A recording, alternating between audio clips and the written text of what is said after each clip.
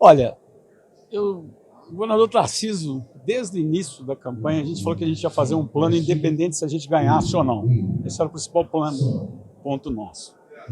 E nesse plano, a gente começou dizendo o seguinte: tem 16 regiões administrativas do estado de São Paulo, vamos respeitar elas, vamos tratar São Paulo como se fosse 16 estados. Esse é o primeiro ponto. Então a gente montou coalizões empresariais nos 16 estados, nas 16 regiões administrativas. Então a Marília, que vocês pertencem, está aqui, tem 51 cidades e tal. Só que agora, nós estamos fazendo o que a gente chama de split. Eu estou indo nas 645 cidades. Hoje eu completo 205 em 1 ano e 3 meses. Por quê? Porque a nossa visão ela vai desde o grande ao pequeno. Então, o microempreendedor, o empreendedor, o médio, o Brasil tem um defeito, primeiro, que a gente só trata, quando a gente fala em empreendedorismo, a gente fala comércio e serviço. Não se esqueça que tem a parte industrial, que é uma grande solução para as pequenas cidades. Não tenho dúvida disso. Porque você, num raio de 50 quilômetros, eu deveria fornecer para as grandes empresas através das pequenas e médias empresas, que é um desenho muito usado no Japão e a China agora está praticando isso também. Então, nós temos uma visão que move, até porque se você olhar, 80% da arrecadação ele vem da indústria. Agora, 75% do emprego vem de comércio e serviço. Então, você tem que cruzar essas duas coisas. Então, fomentar o empreendedorismo é fazer chegar o crédito no lugar certo. Aí depende de vocação. Então, eu estou visitando cidade por cidade, região por região, para achar a vocação. Não adianta você fazer uma coisa que não é sua vocação, não vai dar certo. Você fala comigo o seguinte: eu tenho uma cidade de 5 mil habitantes. Lembra que São Paulo tem 150 cidades abaixo de 5 mil, tá? 5 mil, você acha que uma grande empresa vai na cidade de 5 mil? Não vai. Então não adianta. Ela vai cair em turismo, ela vai cair em economia circular, ela vai cair em agricultura. Entende? E a cadeia se movimenta do micro em cima de coisas efetivas, ou seja, indústria, ou seja, uma grande área de serviço. Aqui vocês têm uma grande área de serviço, e Assis é uma região extremamente voltada para a agropecuária. Então a pergunta é: o que nós vamos fazer? Então, essas reuniões visam isso. Eu tenho que achar a vocação e aonde nós vamos alocar o recurso para que você possa pegar o micro e o pequeno e gerar empregabilidade. É isso. E fala um pouquinho da parceria com os prefeitos. O senhor está se reunindo com os prefeitos também, com a visão que você está tendo sobre a questão política, porque envolve também a questão da política, dos prefeitos estarem abertos, as câmaras municipais de estarem recebendo esse apoio. Olha, eu sempre digo o seguinte: essa é uma secretaria apolítica. Se você olhar para o Brasil, o que nós não temos? Essa é a pergunta. Por que o Brasil não é uma potência? Porque, diga o que a gente não tem. É o único país do mundo com mais de 2 safras. Já tem gente fazendo 3 safras. Aí. Vai alimentar o mundo nos próximos 30 anos? Ninguém tem dúvida disso. Por essa capacidade que a gente tem. O que você plantar nesse país, do norte ao sul, nasce. Nós temos as maiores reservas de minério do mundo. Minério de ferro, nós temos as maiores, mais do que a própria Austrália. A minha pergunta é que a gente faz economia, não faz economia de Estado, a gente faz economia de governo. Muito político. O governador Tarcísio ele é um cara de uma visão técnica muito forte, entende? E ele acredita em estruturação independente de força política. Então, para essa secretaria, ela é uma secretaria que eu vou trabalhar com o prefeito até 31/12/2023, é o mandato dele. Então, a gente não pretende, pelo menos na minha parte, fazer uma discussão que seja política. Isso aí o povo decide. Quem decide o prefeito de Assis é a população daqui. Não sou eu, entendeu? Então, a minha proposta é ter um plano de economia. E esse plano é que é interessante. Como uma empresa, né? Eu fui presidente de várias empresas, eu sempre falo isso: você tem plano de curto prazo, plano de médio prazo e plano de longo prazo. Se você ficar mudando o plano toda hora, você não chega onde você tem que chegar. Então, o que eu estou fazendo é criar um plano e aí nós vamos trabalhar em cima do plano. Por isso que os empresários são importantes. Porque ele tem que necessariamente... Quem coloca dinheiro? É o empresário, gente. Vamos ser sinceros, o governo não coloca dinheiro em lugar nenhum. A gente é empurrado, a gente tem que tomar conta de saúde, educação. Isso a gente sabe, segurança. Mas a parte de desenvolvimento econômico é feita pelo empresário. Se ele acreditar, ele põe dinheiro. É assim que funciona, no mundo inteiro. Então a nossa proposta é uma proposta, e os prefeitos, eu estou sendo super bem recebido. Juro para você, eu fui em 205 cidades até agora, nenhuma não apoiou o nosso plano e não está trabalhando em cima do plano. A questão é evoluir em cima de um plano assim: o que eu vou fazer com a Assis para os próximos 10 anos? Isso independe de política. Entendeu? Isso é outro assunto. O assunto é economicamente, o que eu faço com a região? Aqui, você tem, olha que coisa engraçada. Você tem aqui muito próximo Santa Cruz do Rio Pardo, você tem Ourinhos e tem aqui. Se você olhar o PIB da região de Marília, está na casa dos 74, 75 bi. Mas essas 3 cidades juntas, elas devem significar quase 30%, 40% do PIB. Então eu tenho mais 48 cidades que precisam ser vistas. Para isso, você precisa montar um polo através de uma grande cidade. Assis tem que ser um polo com Ourinhos, com Santa Cruz do Rio Pardo. Então, para isso, você tem que ter uma visão extremamente técnica. Assim, o que eu faço com as pessoas que estão na cidade de PIB baixo, que tem pouca renda? Essa é a pergunta. E quanto mais você agregar em cima de uma grande cidade, né, fica mais fácil. Porque imagina, se eu desenvolver... Aqui é agricultura mesmo, né? A gente é muito forte em cana aqui e muito forte na pecuária. A minha pergunta é, como é que eu insiro o pequeno? Porque a empresa grande, ela tem crédito, gente. Ela tem várias outras formas de captar dinheiro. Minha preocupação está com aquele que está na cidade pequena, que ele não tem crédito. Então nós temos que cooperativar. E isso tem que ser uma união entre vários setores políticos, mas isso não depende de partido político, depende de que nós temos, todos nós, independente de partido político, uma preocupação em desenvolver, gerar emprego e renda. E aí é uma questão econômica. Então eu tenho trazido uma filosofia muito da gente olhar o lado econômico e não o lado político, porque senão você entra naquelas brigas pessoais. Secretário, como o senhor analisa a responsabilidade das câmaras municipais nesse âmbito do desenvolvimento econômico? Olha, são fundamentais. Tem um projeto, inclusive, que eu estou pedindo. Quando nós começamos o governo, a gente tinha 33 cidades que tinham aprovado a lei de antenas. Nós chegamos a 345. Inclusive, eu acabei de pedir apoio aqui para o pessoal, os vereadores aqui de Assis, tem que votar a lei. Porque se eu não tiver a lei de antenas, eu não consigo avançar no 5G. Nós começamos com 33, ano passado, até agora a gente chegou a 350, mas eu preciso chegar nas 645. Quem vota? Câmara. Tem muito assunto que passa pela Câmara. Por isso que o diálogo, o governador Tarcísio fala uma coisa, gente, que eu acho fantástica. Desde o início, nós vamos ser um governo 3D. Um D de dignidade, porque a gente precisa olhar o menos favorecido. Um D de desenvolvimento, que parte está comigo, tem outras secretarias também tem que fazer. E o D do diálogo. E esse diálogo é com todo mundo. É diálogo com a sociedade, é diálogo com o empresário, é diálogo com a Câmara, é diálogo com o deputado, é diálogo com o governo federal. A gente precisa ter essa visão. Eu não posso pensar diferente, tudo bem.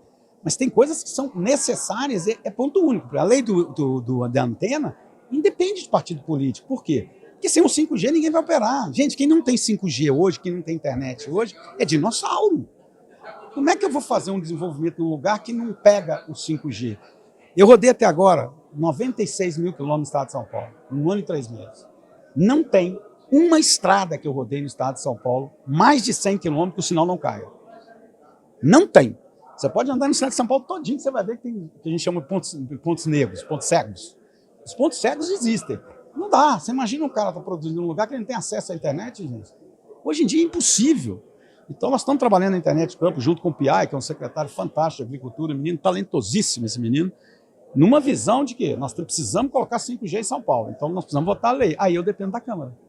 Secretário, quais são os meios que a população pode conhecer as ações que são desenvolvidas pela sua pasta? Olha, é uma coisa muito interessante, gente, porque a informação, em cidades como Assis, que tem mais de 100 mil habitantes, as informações costumam chegar mais, mas nós temos que pensar na 150, que está abaixo de 5 mil. São Paulo tem 386 abaixo de 20 mil, e dentro desses 20 mil tem 150 cidades abaixo de 5 mil.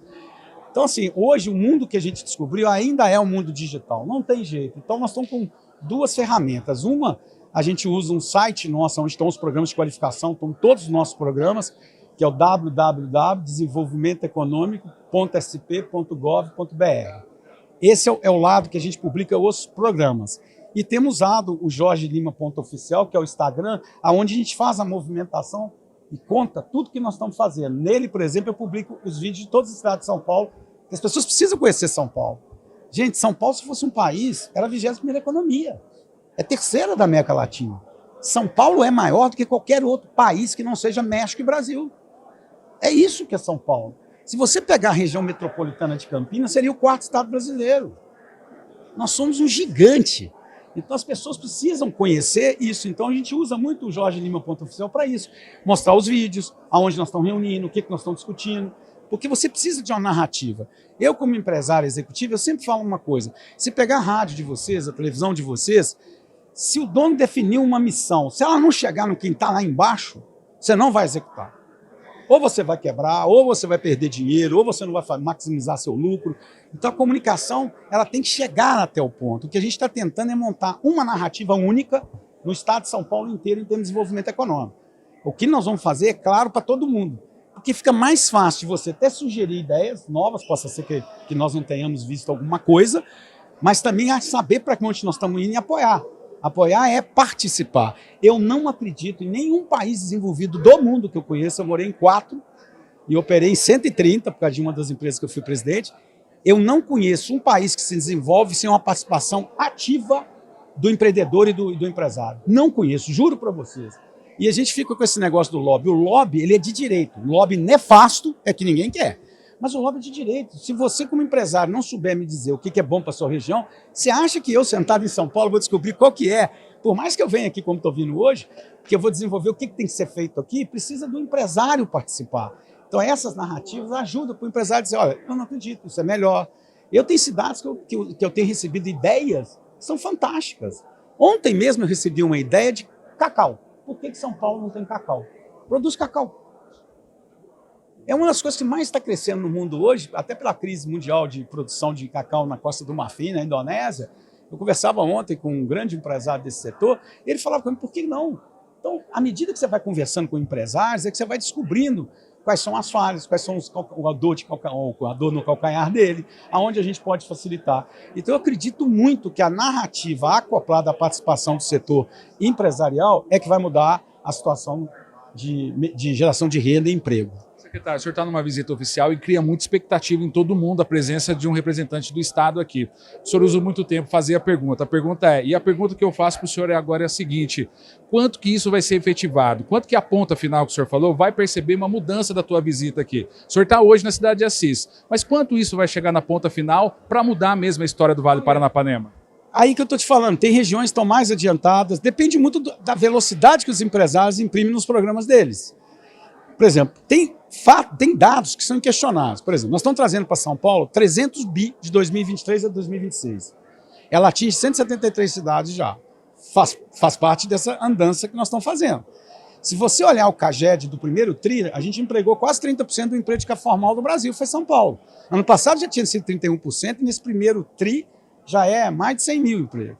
Então o plano está andando. Nós abrimos 28 mil empresas, foi o recorde de São Paulo nos últimos 28 anos, ano passado, e o ritmo já vem. Nós lançamos o Facilita agora, que é o programa que é o maior programa de desburocratização que já existiu em São Paulo. Você imagina que o empreendedor vai ter 900 atividades que é de baixo risco, ele não vai precisar pedir licença. A lei de antena é outra que eu já citei para vocês. Então a ponta ela já começa a sentir. Agora a evolução local depende muito do plano dos empresários. Por exemplo, eu sei aqui que você já tem uma cooperativa, agora nós temos que trabalhar essa cooperativa. Aí, pô, vamos plantar o quê? Porque tem uma coisa que é importante, o mundo, gente, ele se move sobre cadeias. Eu defendo muito cadeia. Se você quer produzir cana-de-açúcar, eu sou a favor da cana-de-açúcar, eu sou a favor do etanol, eu sou a favor do biogás, eu sou a favor do biometano. Eu acho que você tem que abrir a cadeia para mais coisas, simplesmente você ficar só na produção de commodities. Eu defendo isso muito. Então, depende agora da velocidade. Vou produzir leite aqui. Eu gosto de produzir leite, doce de leite. Eu sou muito a favor da cadeia. Não é só produzir o leite. Eu sou a favor de, repito, produzir o leite. Ter fábrica de doce de leite. Eu adoro doce de leite. Eu como pra caramba. Então, se eu como, alguém deve comer também, né? Então, eu acredito nessa cadeia. Então, assim, eu acho que chegar ao grosso já está chegando pelos dados que nós estamos mostrando agora. A evolução local depende muito do grupo de empresários aqui. Eu tinha uma reunião até antes com o prefeito, um grupo de empresários, que dizendo a eles, vocês têm que me abastecer de informações para que eu possa girar o plano, porque vocês conhecem a região, eu vou ter visão global. Eu conheço muito aqui que eu estudei, mas a minha pergunta é, o que nós vamos fazer? Entendeu? Se o empresário der o caminho das pedras, eu estou junto. Porque hoje nós estamos muito preocupados em levar o crédito, principalmente da Desenvolve que está comigo, chegar nas cidades. Durante muito tempo, o crédito da Desenvolve, ele ficava num outro grupo maior. E a gente não pode fazer isso, a gente tem que chegar no pequeno e no micro. Chegar nas regiões, inclusive, mais pobres. É para isso que serve uma agência de fomento. Então, nós estamos muito focados nisso. Mas, de novo, sem a participação do empresário, eu fico meio cego. Porque, por mais que eu tenha ideias, eu dou. Né? Eu dou as ideias que eu tenho, que eu estou escutando. Agora, o apoio vem deles de montar.